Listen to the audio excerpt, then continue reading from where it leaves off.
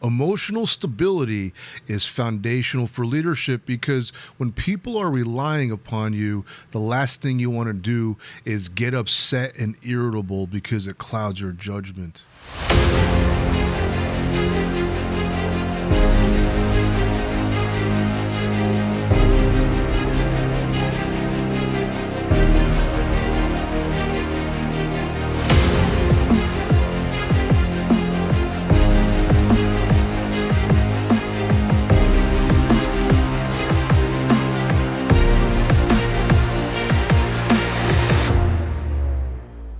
This is Dr. Spencer Coaches, and today I'm going to talk to you about why emotional stability is a very foundational state of mind to have if you're in a leadership position. And because in today's time, leadership is really underestimated in getting you ahead in life and getting to where you want to be with your goals and personal desires of success in whatever endeavor you take on, whether it's a successful marriage, successful leader in a company, or just improving your own life. Now, because today's world is so fast-paced and constantly changing, it's very easy to get stressed and get upset over very easily. When you have a crew of people relying upon you, depending upon you, and you start getting upset, it makes them upset. And then it causes them to lose trust in you because your judgment will get clouded. You can't make a decision if you're easily irritable and get easily upset because you're going to be compulsive and impulsive and may say things out of spite or do things out of spite. So that's why emotional stability, because any leader that's in a position needs to have a strong ability to make clear decisions. Leaders always carry the vision of the team and they make the decision. They're the decision makers.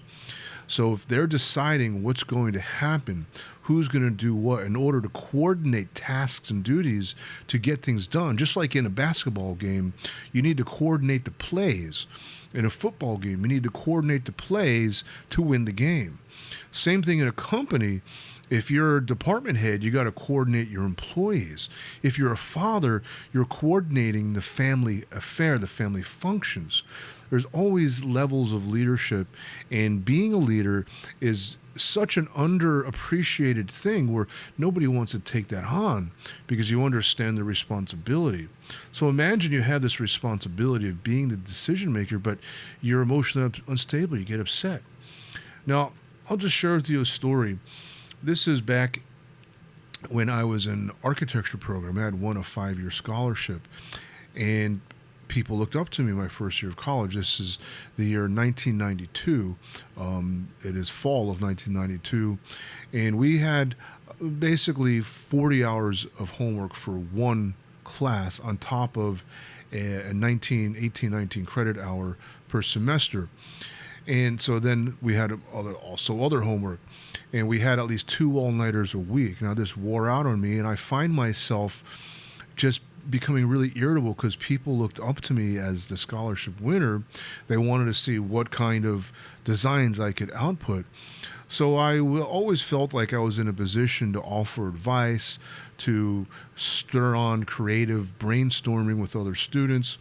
And I found myself becoming increasingly irritable, and I used to lash out on people, and people would look at me like, what the hell's wrong with you?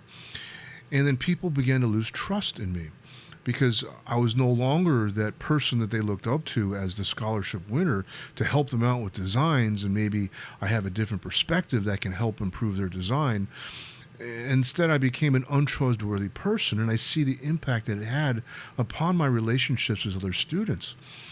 And not until I got older and did I learn and become develop a sense of maturity, if you will, that I realized leadership starts with oneself. Started with my own life, with my intentionality at work, my ability to communicate with people, communicate effectively, coordinate job functions. This is fast forward to 2006, 2005, 2006, when I'm working for Biomed Orthopedics. There's a lot of responsibility in the sense that I realized that it's up to me, that I cannot rely upon anybody. Doesn't matter how untrustworthy or how unreliable other people are. It was what I put into work was what I was going to get out of it. And I changed my intention. Instead of what can I get from work, what can I give to work? What can I contribute? And from that point forward, I realized that I'm in charge of the contribution, because if I don't hold myself accountable, who else is? If I don't hold myself accountable, I'm going to get fired, or I'm not going to get the raise that I want. That if I want to move ahead, then I'm the one who has to make it happen, nobody else. And it doesn't mean, I can't ask for help from other people, but it means that I can't blame anybody anymore. So my own sense of professionalism was on the line, because I partied a lot in that time frame, and I realized, wow, I'm coming to work hungover. How does this work? So I gave up the partying and I got focused. And I realized the more integrity I carried myself with, the more I contributed, the more I honored my commitments, then the better off I became, the better off the company was, the more smoothly it operated, and I actually got a raise out of it. So from that point forward, I realized if I'm going to be a decision maker, I got to start with myself. And if I'm not stable within my own life, I'm not going to make clear decisions in my own life, let alone other people. So now fast forward to 2014, I open up my own chiropractic practice, and I'm in charge of about 7 employees. And this is the first time I ever had this level of responsibility.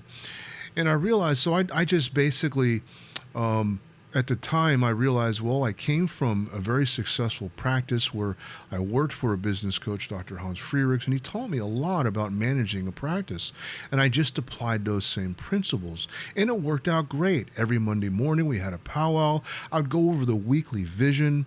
And then every month, I would have to go over the KPIs, the key performance indicators, worked on marketing, analyzed basically the KPIs is what is known as in business. But over time, because I was working about 60 hours a week, I began to lose my sanity in a sense of I wanted to take off work. I didn't want to have to go do marketing every 3 nights a week. I wanted to go to the gym and work out and take Brazilian Jiu-Jitsu. And I began to become really irritable. And in doing so, that irritability translated into how I communicated with my employees, with my own patients, and I saw my practice go downhill because of my own mind state. And I realized what was the difference. It was because I was enthusiastic, I was focused, I was confident, I believed in what I said because I believed in what I said. I'm a doctor. Now, the thing is once I lost that sense of mental stability, my practice went down. So I realized that my mental stability, my emotional stability was directly proportional to my own success. And this is what I mean by it is the foundation of leadership. Because if you're not stable in yourself, you're going to come across either as a hothead, either as a stress case, either as you got a short fuse, or you're just unstable with this anxiety all the time. And it doesn't lend for a good example because people are counting on you. People are going to count on not only what you say, but your demeanor and your character, your energy, your focus, your drive. It's going to carry the company, whether it's a small business like mine, or whether it's a family, or whether it's a work crew like a team, or whether it's an entire department, or whether you're a project manager or a director. In all avenues of life, especially sales teams, if you get emotionally upset, it'll come out on clients, it'll come out on prospects, it'll come out on friends and family around you. You cannot take your frustrations out on your own team. That's the sign of poor leadership. That means you're putting yourself on a pedestal and blaming them for the poor KPIs. You got to flip the whole dynamic around. Leaders work for their team. They don't make their team work for them. They work for their team. In other words, you have to basically understand the needs of your team. Whether you're a manager and you have a bunch of employees, whether you're a coach and you're coaching a sports team, or whether you're, say, a high-level belt like a black belt and you're coaching all of these students to train for a competition, you're understanding what their needs are and making sure that you can provide the proper training so that they can feel confident in their ability to work or perform. And the better you are at conveying this training, this information and technique and understanding of training and technique, then you can better teach them and it better translate more effectively. You create workability within your team. And that's hard to do if you're emotionally unstable, you're not clear, you're not going to be able to communicate effectively, you're not going to be able to think clearly if you're emotionally unstable. So this presents a problem because people with trauma in their history tend to be emotionally unstable. And we all know what it's like to work with a hothead, to have a friend who's always flipping everybody off and yelling and screaming and starting fights with people. It doesn't make for a healthy relationship with your company, with your crew, with your family. So if you're a father, you're a mother, you're a sales rep, and you have a team underneath you, or it's just your own life, the value of leadership is that you get things done. You carry a vision for yourself, for your team, for your crew, and you pull all of them through your own inspiration, through what you can do and what you believe in. Your energy carries it through. When that energy wanes, you're going to lose the support of the people around you. So that's why it's important to have emotional stability, not only for your personal sense of happiness and fulfillment, but also your effectiveness as a leader. This is Dr. Spencer Coaches. If you have any questions, go ahead and leave a comment below. Don't forget to like, share, and subscribe. I sure hope that helps. Thank you so much for listening.